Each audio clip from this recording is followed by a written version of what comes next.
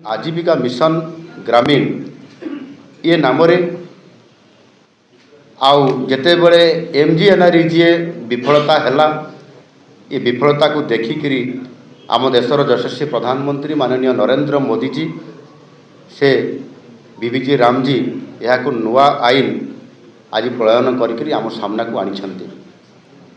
नाम नुआ आईन प्रणयन टेक्नोलोजी व्यवहार करी आईन व्यवस्था को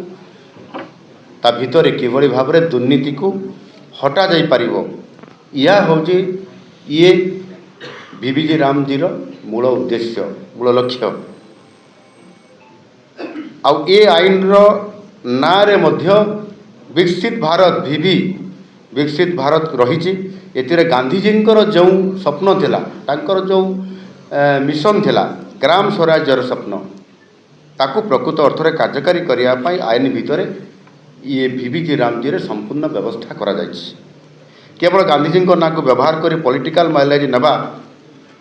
ये बीबीजी रामजी रो कौन सी उद्देश्य आदौ नहीं ये बिल लोकसभा 2025 डिसेम्बर 16 तारीख रे आगत होइतला एवं डिसेम्बर 18 यह पास है डिसेम्बर 18 रे मध्य राज्यसभा रे मध्य यह पास है एवं डिसेम्बर 21 रे महामहिम राष्ट्रपति अनुमोदन पाई यह आईन रे आज परिणत होकर कार्यकारी होगापी जाऊँगी ये आईन संपूर्ण फ्रेमवर्क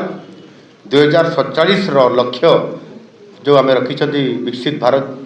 से लक्ष्य को आधार करके संपूर्ण भाव में यह प्रस्तुत करा एथिरे कर्म नियुक्तिर अवधि को जहाँ पूर्वर 100 दिन थिला ताकू 125 दिन को वृद्धि करा अर्थात ग्रामांचल गोटे परिवार वर्तमान अति कम 100 दिन बदल 125 दिन कर्म नियुक्ति पाइबा पाई से हकदार एवं यह पूर्व ग्यारंटी ठारू यह 25% मध्य अधिक एवं यह एक आईनगत अधिकार मध्य it is a standard statutory entitlement यही आईन उद्देश्य होची ग्रामांचल कर्म नियुक्ति व्यवस्थार किभली भाव में ताहार आधुनिक करा पूर्व आईन रे थिबा बहुदिन दुर्बलता को दूर करा एवं यह द्वारा गोटे दीर्घस्थायी भाव में आसेट तैयारी करा एवं जो ग्रामांचल जो विभिन्न प्रकार उत्पादक वृद्धि होबार जो गोटे संकेत मिलूँ ताकू मध्य वृद्धि करारे संपूर्ण ये सहायक हो पार लोकों डिमांड मुताबक जहाँ लेबर बजेट पूर्व निश्चित अपन एंडेड थिला ताकू परिवर्तन करा जाए एथिरे राज्य मानकु मध्य दायित्व हस्तांतर करा जायछि प्रत्येक राज्य को ए बाबद दायित्व प्रदान करा जायछि उत्तर पूर्व और हिमालय पाददेश रे थिबा राज्य गुड़िक पई एहा 90:10 अर्थात 90-10 अनुपात रे अर्थात केंद्र सरकार 90% खर्च करेंगे बा देवे एवं यही राज्य गुड़िक 10% केवल देवे जो गुड़िक हिमालय पाददेश अच्छी केंद्र शासित अंचल पाई केंद्र सरकार एथिरे 100% बजेट रे व्यवस्था करेंगे एवं अन्य जो राज्य गुड़िक बाकी रहिला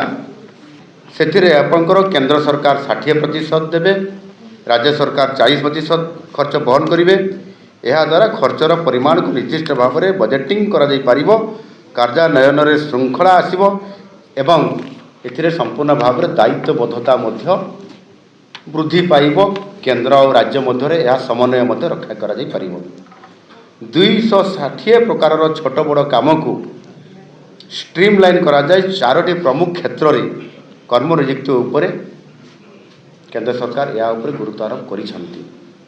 यही 4टी क्षेत्र है